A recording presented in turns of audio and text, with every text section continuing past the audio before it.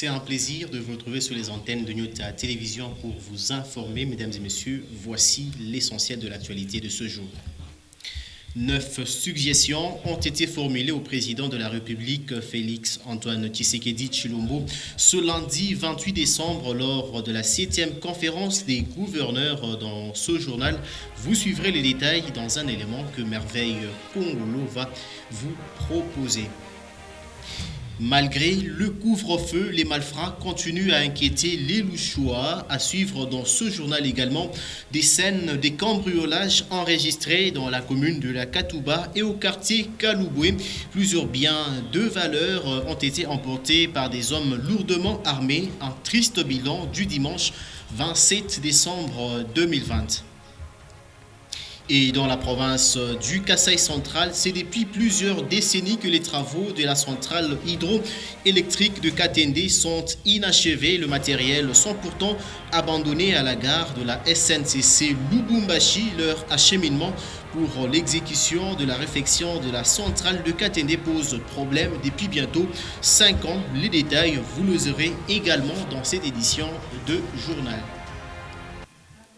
Comme annoncé dans le sommaire, il s'est ouvert ce lundi 28 décembre 2020 à Kinshasa, la 7e conférence de gouverneurs de la République démocratique du Congo. Ces assises ont connu la participation du président de la République et chef de l'État, Félix Antoine Tshisekedi Tshilombo, et vont se clôturer le 29 décembre 2020. Suivez. Débutée ce lundi 28 décembre 2020, la 7e conférence des gouverneurs des provinces a pour thème la gouvernance des provinces dans l'environnement démocratique actuel, défis et opportunités. Le discours d'ouverture de ces assises a été plus qu'une orientation. Félix Tshisekedi, chef de l'État congolais, s'est adressé aux autorités provinciales sur un ton particulièrement ferme. La première réflexion consiste à revisiter les objectifs fondamentaux des règles et mécanismes de fonctionnement du pouvoir exécutif national et des provinces dans un environnement politique atypique en préservant les acquis de l'alternance pacifique du pouvoir de 2018, en tirant les leçons de l'échec de la coalition mise en place au lendemain des élections de 2018 pour gouverner le pays, mais aussi et surtout en préconisant des solutions plus efficaces pour faire face aux effets pervers de la pandémie de Covid-19. Cette conférence a pour mission d'émettre les avis et de formuler les suggestions concrètes sur la politique à mener et la législation à élaborer. Le gouverneur de Kinshasa, Jean-Tini Ngobila, en sa qualité de président du collectif des gouverneurs des provinces, en a formulé 9. Notamment le rétablissement de l'ordre institutionnel légal dans les provinces où les gouverneurs ont été irrégulièrement et illégalement démis de leurs fonctions. Cette conférence des gouverneurs est composée, outre les gouverneurs des provinces, du président de la République, du Premier ministre, du vice-premier ministre et du ministre de l'Intérieur. Présidée par le président de la République, ces assises se tiendront du 28 au 29 décembre 2020. L'actualité, c'est aussi la déchéance ou la destitution des gouverneurs dans différentes provinces de la République démocratique du Congo. Et à ce sujet, Gilbert Kankonde, vice-premier ministre de l'Intérieur, a demandé à Jean-Pierre Amadi Lubenga, gouverneur ad interim du Maniema, d'annuler ses récents arrêtés portant remaniement du gouvernement provincial. C'est ce que résume le télégramme du patron de l'Intérieur qui date du 28 décembre 2020 pour Gilbert Kankonde. Ces arrêtés du vice-gouverneur et gouverneur ad interim du Maniema violent la Constitution et les autres lois de la République démocratique du Congo. Rappelons que Jean-Pierre Amadi a signé le 24 décembre dernier une série d'arrêtés, 9 ministres provinciaux limogés à la suite de cet arrêté portant remaniement du gouvernement provincial dans cette province de la République démocratique du Congo.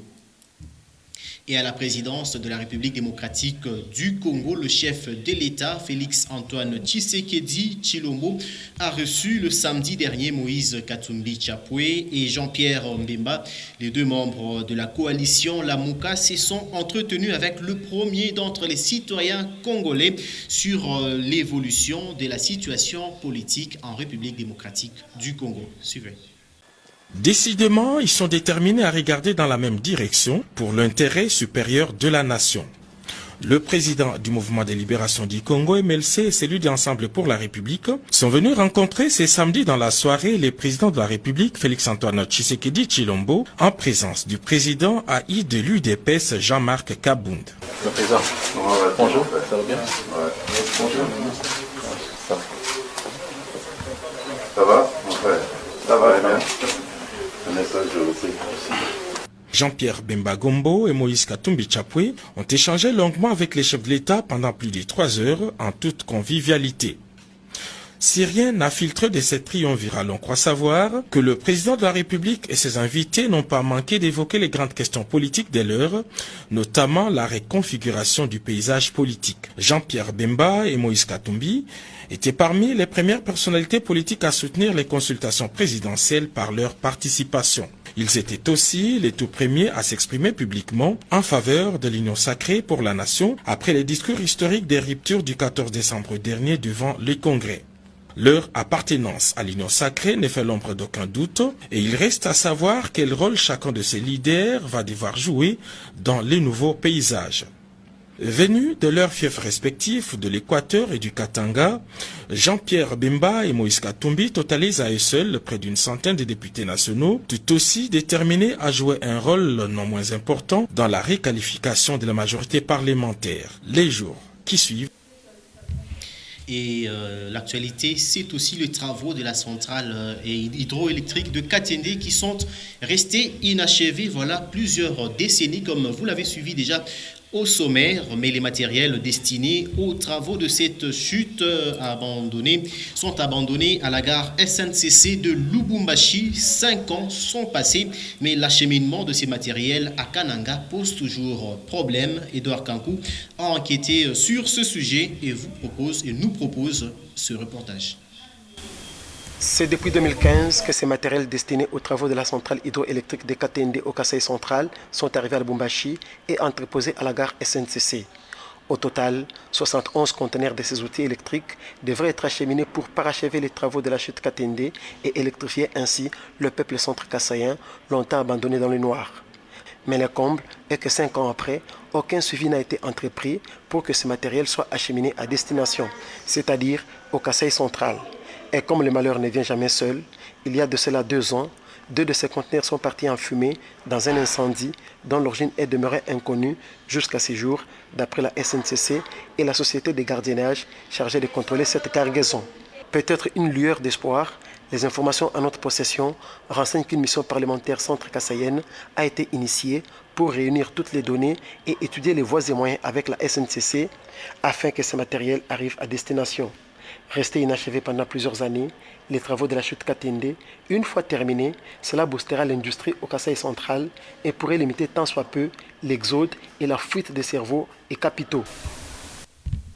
C'était là une enquête de notre confrère Edouard Kankou Chitengue. Nous allons poursuivre ce journal avec la pandémie de l'heure, le coronavirus. D'après le comité multisectoriel de lutte contre le coronavirus, 78 nouveaux malades ont été enregistrés, dont 73 dans la ville-province de Kinshasa et 5 au sud Kivu. Aucun décès parmi les cas confirmés, ni de nouvelles guérisons pour la journée du 27 décembre 2020. Le cumul des cas est de 16 917, 579 décès et 13 982 personnes ont été déclarées guéries. 22 provinces sont toujours touchées par la pandémie de coronavirus en République démocratique du Congo. Il s'agit notamment de Kinshasa qui reste l'épicentre du coronavirus avec 13 248 cas, suivi du Nord Kivu avec 1225.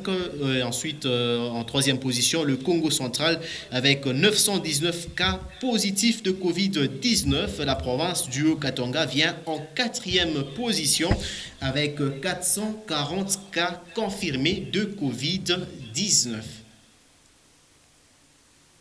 Nous l'avons annoncé également au sommaire. Pour plusieurs, le couvre-feu observé sur l'ensemble du territoire national pouvait sensiblement diminuer les cas d'insécurité dans différents coins du pays, notamment dans la ville de Lubumbashi. Fort malheureusement, Lubumbashi continue d'enregistrer des scènes de vols et viols presque chaque nuit au quartier Kaloubwe, plus précisément sur les avenues des Princes et Christian Mwando et à la commune Katouba. Plusieurs foyers ont été visités par des hommes lourdement armés et ces derniers, ces malfrats, ont emporté une importante somme d'argent et des biens de valeur. Guélor Chamba pour les détails.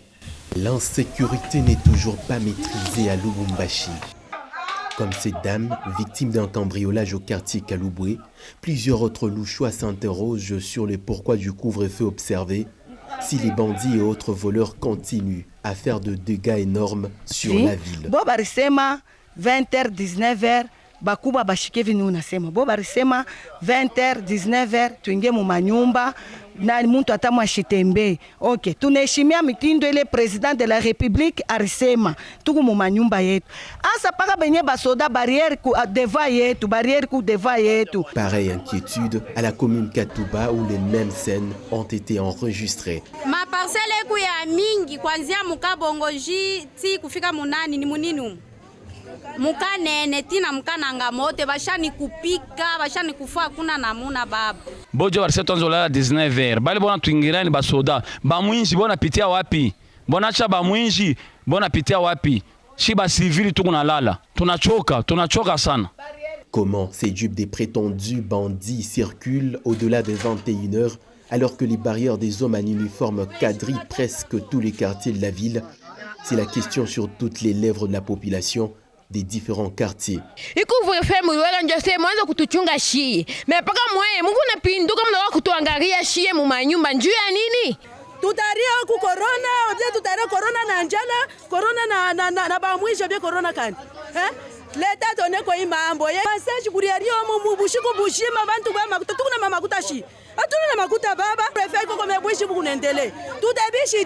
D'une simple observation, couvre-feu ou pas, Lubumbashi traverse encore et toujours les heures les plus sombres et tristes en matière de sécurité. Le couvre-feu, le nombre des victimes continue toujours à s'augmenter dans la province du Haut-Katanga. Nous allons rester toujours ici à Lubumbashi sur les routes de la province cuprifère. L'angle des avenues du 30 juin Eroué a été le théâtre d'un accident de circulation ce lundi 28 décembre 2020. Une Jeep qui était dans un cortège funèbre a été tamponnée par un camion. Heureusement, il n'y a pas eu perte en vies humaines, seulement 2 blessés qui ont été enregistrés. Edouard Kankou était sur place. Cette Jeep avait à son bord 5 membres des familles en cortège funèbre. Ils ont été victimes d'un accident de circulation à l'angle des avenues Roué et du 30 juin. À en croire Alain Chabani, victime de ce drame, le conducteur d'un camion d'une boulangerie de la place lui est rentré dedans, alors que tous les véhicules sur l'avenue du 30 juin leur avaient laissé le passage en signe de courtoisie.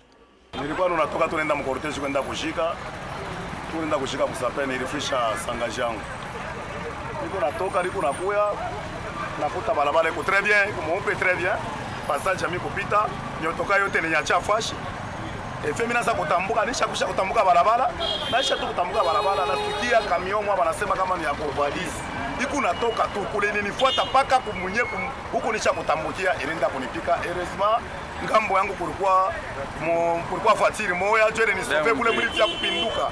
Seuls 2 membres des familles de Alain Chabani en sont sortis blessés. Ils ont été acheminés au centre de santé le plus proche. La Jeep accidentée a enregistré quelques dégâts, mais elle est tout de même récupérable. Nous allons parler enseignement à présent avec cette bonne nouvelle. C'est pour la 2e fois que le complexe scolaire Bellevue Lubumbashi envoie ses anciens élèves à Washington. Un 2e lot qui amène à 25 jeunes Congolais régulièrement inscrit à l'université Bellevue College Washington, un résultat d'un partenariat noué depuis 2019 et qui court jusqu'à 2024 entre ces deux institutions d'enseignement. Pascal Mangala et Meshak KMB ont couvert le voyage de ces désormais étudiants de Washington. Suivez. Messieurs Joseph Tuitier et les nouveaux diplômés d'État du complexe scolaire Bellevue, dans la salle d'informatique de l'école ce samedi 26 décembre 2020, le président de cet établissement scolaire a prodigué quelques conseils à ses anciens élèves la veille de leur voyage pour Washington aux États-Unis d'Amérique. Nous vous recommandons d'être toujours parmi les gens qui distinguent, les distinctions. Et c'est ce qui renforce les liens que nous avons avec eux. Pour dire que l'excellence, le travail est bien fait. Là où vous partez, soyez unis, soyez frères et sœurs. Désormais inscrits à l'université Bellevue College des États-Unis d'Amérique, ces jeunes Congolais, 15 au total, dont 7 filles, s'en vont découvrir un nouvel environnement d'apprentissage. Et c'est non sans ambition, comme l'a révélé Bob Monga Daniel. Certains avantages que les États-Unis nous offrent, plus précisément Bellevue College, c'est par exemple la facilité de pouvoir obtenir un bon travail dans certaines grandes entreprises qui se trouvent là-bas, comme Microsoft, Amazon, Facebook, T-Mobile. Selfie, photo souvenir à l'aéroport de la Loano avant embarquement, la séparation d'avec les membres de famille n'est jamais facile. Mais Stacy Kioni n'a pas de choix. Un peu triste de laisser ma famille, mais sinon je suis très heureuse de prendre cette nouvelle étape dans ma vie. Nous y allons pour étudier, pour découvrir de nouvelles choses, pour pouvoir apporter un plus à notre pays. 5 ans, c'est le nombre du temps à passer au pays de Barack Obama, où le système LMD les attend, mais ils devront commencer par l'anglais intensif. Une chose qui peut s'avérer rapide, avec notamment la présence de leurs aînés, partis il y a déjà une année. Aujourd'hui, c'est en tout 25 candidats que le complexe scolaire Bellevue-Lubumbashi vient d'inscrire à l'université Bellevue College et le partenariat se porte à merveille. Nous allons ouvrir à présent le chapitre de la religion. Le collectif des jeunes katumbistes a organisé une messe d'action de grâce le samedi 26 décembre 2020 à la maison Magoné de la Cité des Jeunes. Occasion pour les membres de cette association qui soutient la vision de Moïse Katumbi Chapwe de bien clôturer l'an 2020 tout en célébrant la nativité du Seigneur. Suivez. Cette célébration eucharistique marque à la fois la fin de l'année 2020 et la clôture des activités annuelles par le collectif de jeunes katumbistes. Une messe d'action de grâce qui a connu la participation des membres de différents comités de Lubumbashi ainsi que la délégation de l'ICASI. L'officiant du jour, le père Damas Kamwanya, a invité toute l'assemblée à être des artisans de paix.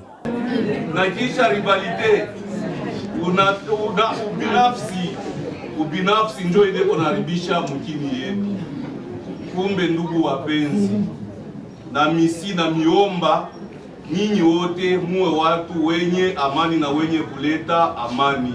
Prenant la parole avant la fin de l'Eucharistie, Daniel Kisimba, président national du COGECA, remercie tous les membres pour leur participation aux activités de 2020. Lakini shiba COGECA shaba tunashimama hapa haina sema shitu babia. Donc Mungu alipenda leo atufikishe presque karibu na mwisho wa mwaka, na ile tulipenda pia kumpikia Mungu merci na merci mingi kwa Maison Magone na kwa pela Kisumami, ça tunasema merci sana. Profitant de cette circonstance, il a présenté le vœu au nom du comité national qu'il dirige. Je vous souhaite une très bonne année 2021. Que Dieu bénisse la RDC, notre pays, que Dieu bénisse notre association COGECA, que Dieu bénisse notre modèle Moïse Katumbi. Je vous remercie. Et pour marquer d'un cachet spécial cette journée, les membres du COGECA ont reçu chacun des poulets sur pied, un acte qui tombe à pic en temps de festivités de fin d'année et de nouvel an.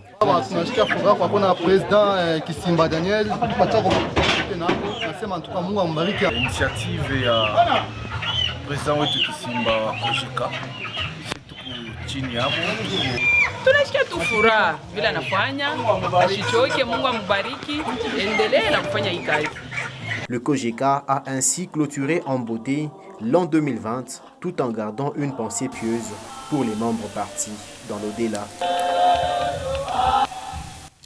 Religion toujours, l'église évangélique du Réveil du Congo était en convention de 4 jours dans la ville de Kasumbalesa le dimanche 27 décembre 2020 dernier, 4e jour de ses assises. L'apôtre Prosper Kiboko, visionnaire du rejeton de David, et son hôte ont emballé toute l'assistance dans une forte ambiance constituée de la louange et adoration pour bien clôturer cette convention de prière. Suivez. Attache-toi à Dieu, c'est le thème principal de la convention de prière organisée du 24 au 27 décembre 2020 par l'Église évangélique, le Réveil du Congo. Ce temps fort de prière était une occasion pour les chrétiens de se refaire une bonne santé spirituelle en cette fin d'année 2020, selon l'apôtre Bienvenu Mouchegwa, hôte de la manifestation. Aucun serviteur de Dieu ne peut le servir sans s'attacher. Même dans le foyer, s'il n'y a pas l'attachement entre le couple, rien ne peut marcher. C'est pour cela, nous, serviteurs de Dieu, nous sommes appelés à s'attacher à Dieu. Quand l'ami de Job lui a dit « Attache-toi donc à Dieu, tu auras la paix ». C'est avec l'attachement, dans ta vie, tu auras la paix. Avec l'attachement, dans ta vie, tu jouiras le bonheur de Dieu. Invité à ces assises, l'apôtre Prosper Kiboko, responsable du centre évangélique Le Rejeton de David, a développé le sous-thème « De qui reçois-tu les conseils ?» tiré du livre de Job au chapitre 22.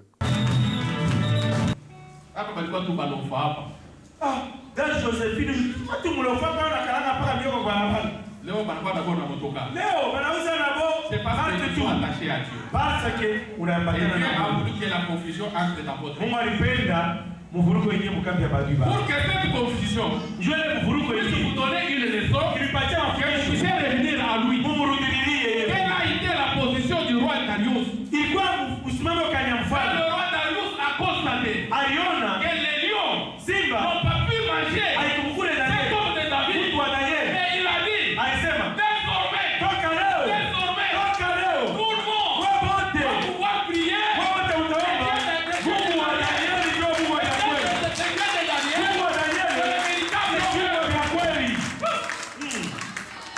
Plusieurs autres prédicateurs se sont succédés au cours de ces assises pour édifier les fidèles de l'église évangélique du Réveil du Congo, située dans la ville de Kasumbalesa. Un autre temps fort qui a caractérisé cette convention de prière de 4 jours en cette fin d'année 2020.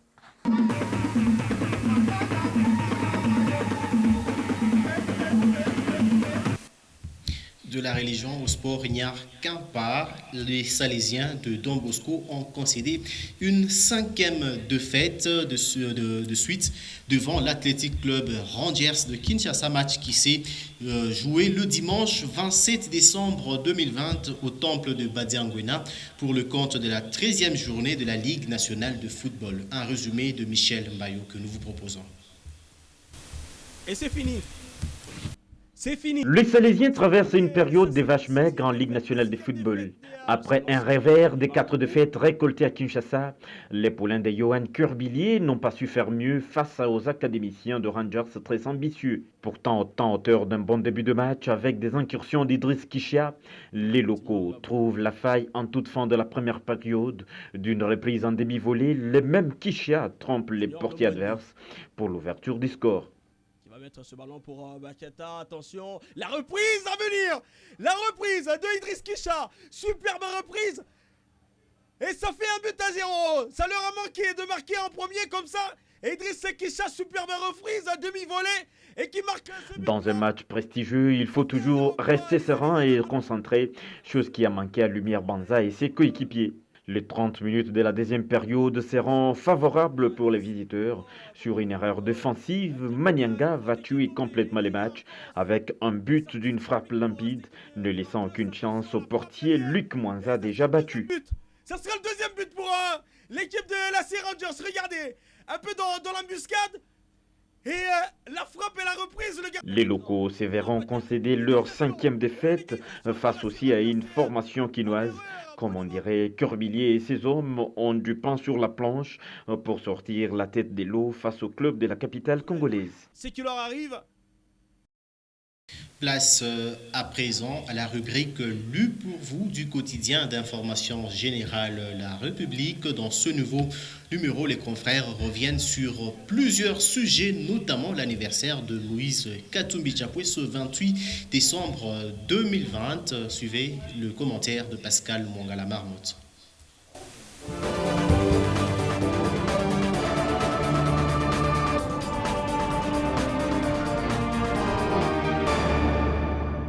Ce lundi 28 décembre 2020, Moïse Katumbi, 56 ans déjà, s'exclame le confrère à la une du journal La République numéro 1090, paru ce lundi 28 décembre 2020 à Kinshasa. Bienvenue mesdames et messieurs à votre lu pour vous sur votre chaîne. Moïse Katumbi Chapwe totalise 56 ans d'âge ce lundi 28 décembre 2020. Il est né le 28 décembre 1964 à Kashobwe au sein de l'ethnie Bemba. Riche homme d'affaires et homme politique, il a été gouverneur de la province du Katanga de février 2007 au 29 décembre 2015, date à laquelle il démissionne du gouvernorat et du PPRD. Depuis 1997, il est le président du tout-puissant Mazembe, club de football congolais sacré 5 fois champion d'Afrique et finaliste de la Coupe du Monde des clubs en 2010.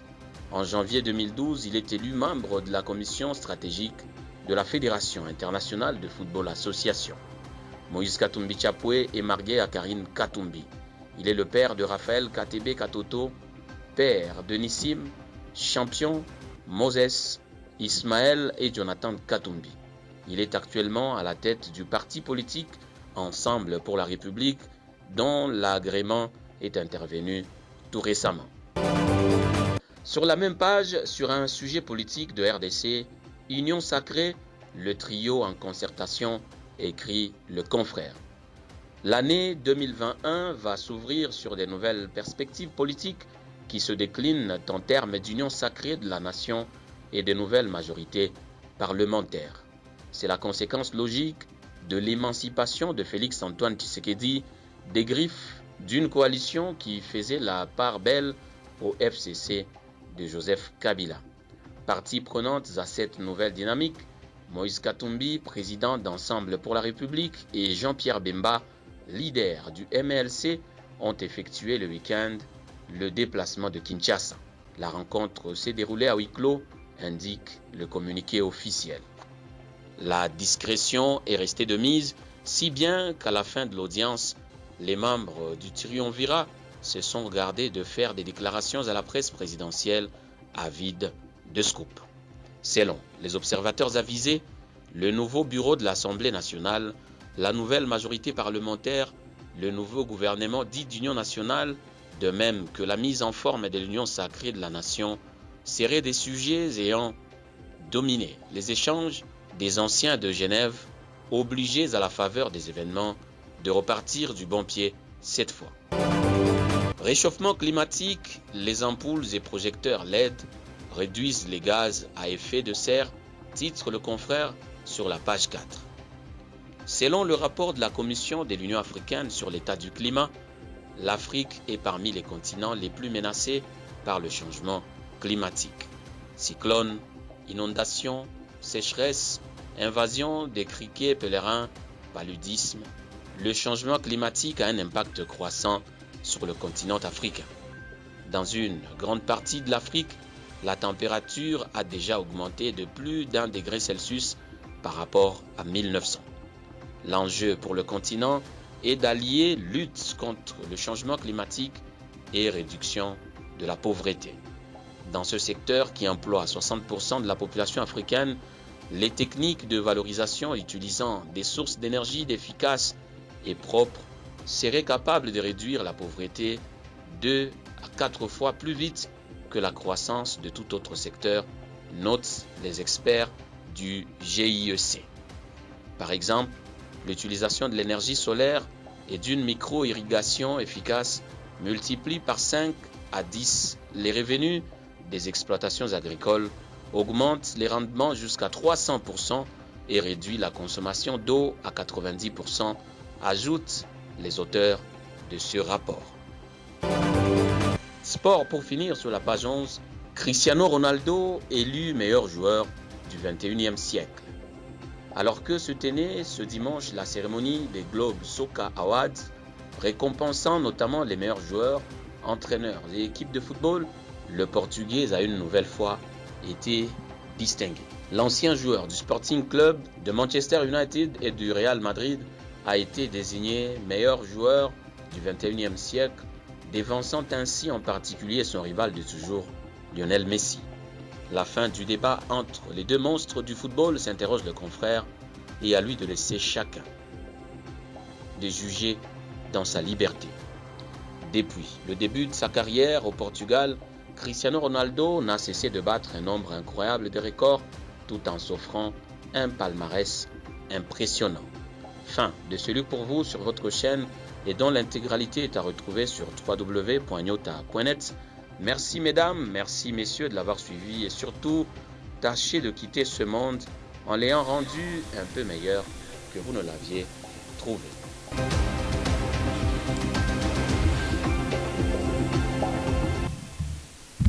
C'est aussi la fin de cette édition de journal que nous dédions entièrement au président de l'Ensemble pour la République, Moïse Katumbi Tchapoué. Ainsi, au nom de toute l'équipe de Nyota Télévision, nous souhaitons un pétillant et heureux anniversaire à Moïse Katumbi Tchapoué. Mesdames et messieurs, ce journal s'achève, mais les informations continuent sur www.nyota.net. Je vous retrouve dans la prochaine édition.